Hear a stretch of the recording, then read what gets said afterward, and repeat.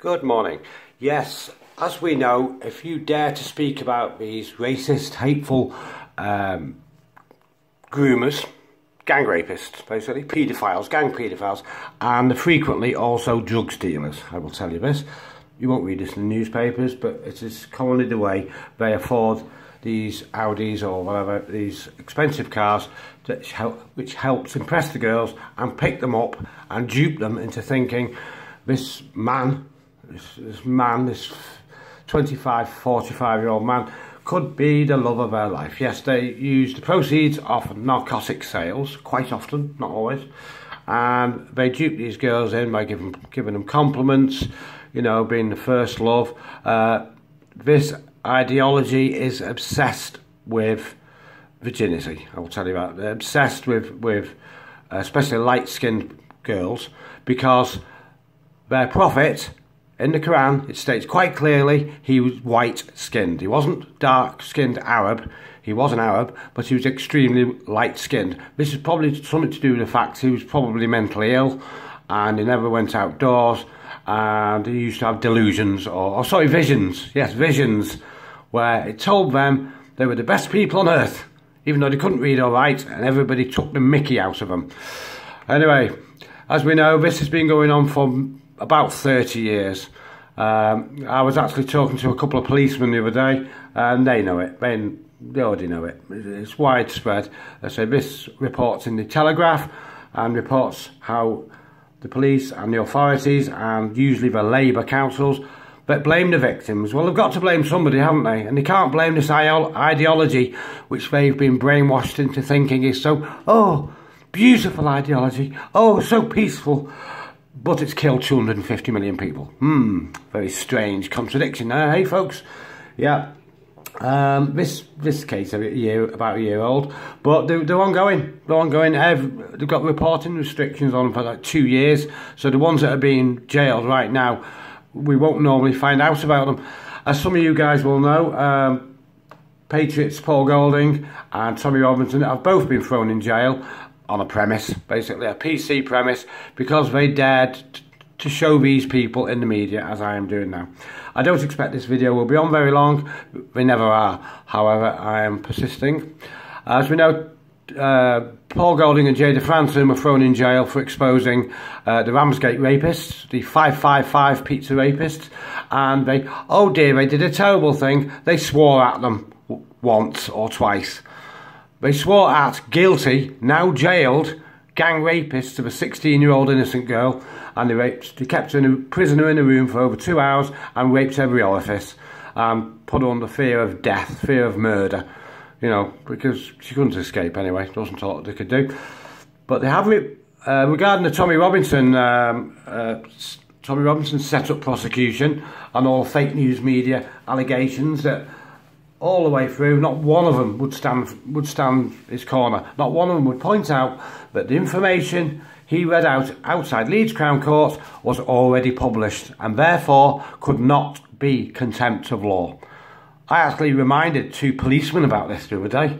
He said, oh, it's not very nice him doing that. I said, well, the fact is, no, it wasn't very nice, him standing outside Leeds Crown Court, but it wasn't contempt of court, because the details about all the offenders, the 77 men and women heading to jail in Huddersfield this year, and there was a crop last year. There were 72 last year. They got jailed as well.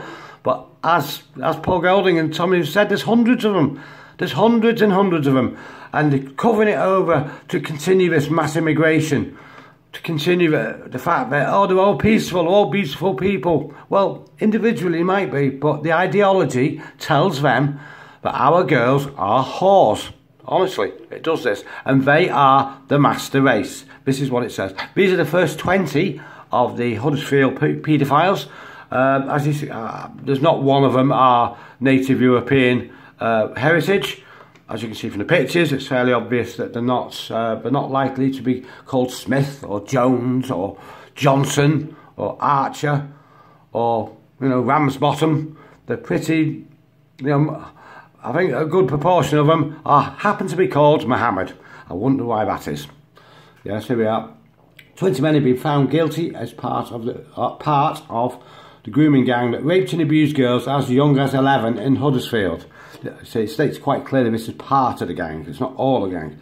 The ringleader, Amir Singh Dhaliwal, was jailed for life with a minimum of 18 years. That's quite good, actually. But they're all being guilty, all these guys, and some of them are in the 40s, don't forget, presently. And they've all been doing the same thing.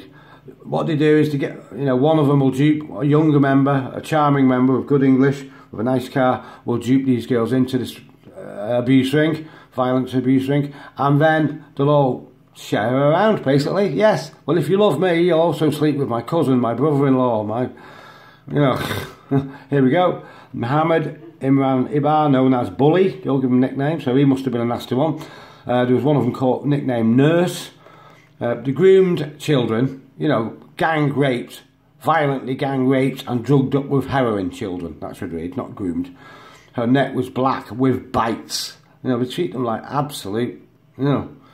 Once they're off the street, they've had it. I mean, there have been English girls, and there are English girls, I'm quite confident, being killed to cover these crimes, because there's so many of them being, you know, there's so many of them being jailed now. They know that what risk they're taking. And if they can disappear this girl, you know, they can save themselves 12 years in jail. Don't know if this guy was a Sikh or not, or if he's converted to Sikhism afterwards, but he's the only one in a turban. It's quite probably he's done that just to throw blame away from the lovely Quran. Yes, here we are. And have we got a list of victims here? Certainly has on one of the BBC articles. Maybe not, but oh, here we are. This is the information, part of the information that Tommy Robinson read out in front of Leeds Crown Court, and this was freely available at the time he was jailed. And indeed, Paul Golding and lots of patriots have already been up to Huddersfield at least once, to my knowledge, handing out leaflets about this, trying to wake people up in Yorkshire. You know, how badly they're treating some of your girls. I mean, I spoke to this with a relation recently, and the first thing he said is, well, you know, it's not their fault. I said, it's not their fault. 12-year-old girls, 13-year-old girls, duped, given gifts, encouraged, you know, losing their virginity, getting pregnant, having knives held to the throats, and you're saying it's not these men's fault. You know, weren't you a bit naive when you were 12? I think I was. Here's all the names that Tommy read out. There's several from the same family. There's a Banarat Hussein and 3 other Husseins. Right, I'll put a link underneath anyway. I don't want to make this go on too long.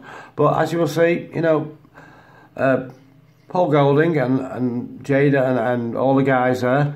I think Jada's setting something up on her own now, and you know, and all the rest of the guys at Britain First are not lying. You know, Mohammed Ifraz, Faisal Nadeem, Mohammed Azim. If you play back the video outside Leeds Crown Court, these names are the same names. I mean, you know, Mohammed Imran Ibra, 34. This was a few years ago. But as you see, this has been going on for years, and they are terribly violent, racist, bigoted abusers, because they are not allowed to even smile or talk to their own girls. Isn't that strange? Because their girls are usually subjugated, kept indoors. Oh, and frequently genitally mutilated. A relative of a friend of mine works as a NHS nurse. She has done for over 20 years. I only see her now and again. She's a very good-natured lady. Probably on about £35,000 a year for this. She's a highly qualified nurse. She's worked, I asked her, she's worked geriatric care, end-of-life care, paediatrics, you know, dealing with it, you know, what have you. And she tells me that the last couple of years, these people's latest trick is to get a pop bottle lid of Coke or Fanta, a plastic bottle lid, and hold the girl down, and before they start raping her, they shove it right up her little flue, up near the cervix, which can cause death if it's not removed. So as well as getting gang raped in every orifice, frequently getting the ribs broken, getting pregnant, they also have their lives given heroin, of course, and cocaine. They also have an MCAT. They also have their life put in imminent danger, because for a long time now they've been shoving these bottle tops up to lessen the chances of the cops getting DNA.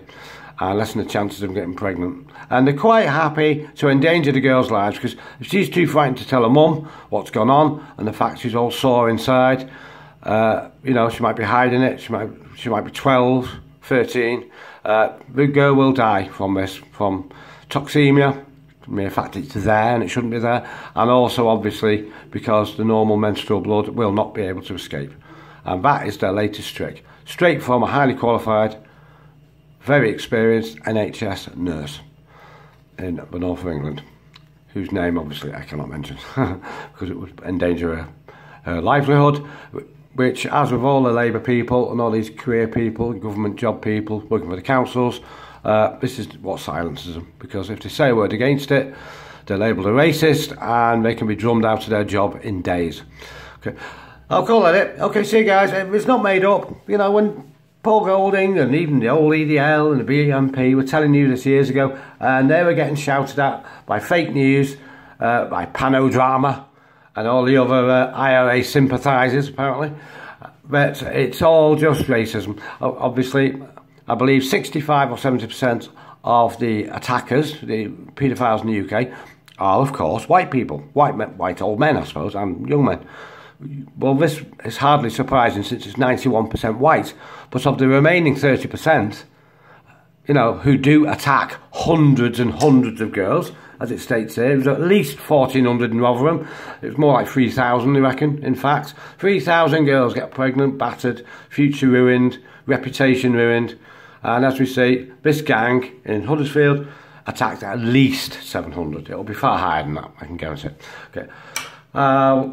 Call that it, guys. Also look into FGM, what they're doing to all their little girls in London, in Yorkshire. They're holding them down and attacking their privates with razor blades. Would you believe this? This is how barbaric and how wicked and how secretive this ideology, I wouldn't call it religion, has been for 1,400 years. It's killed 250 million people. It's invaded about 40 countries. It's wiped out 600 years in the Middle East. But we're all supposed to call it a religion of peace. Oh, yes, we are. How ridiculous and absurd is that? See you guys. Bye-bye.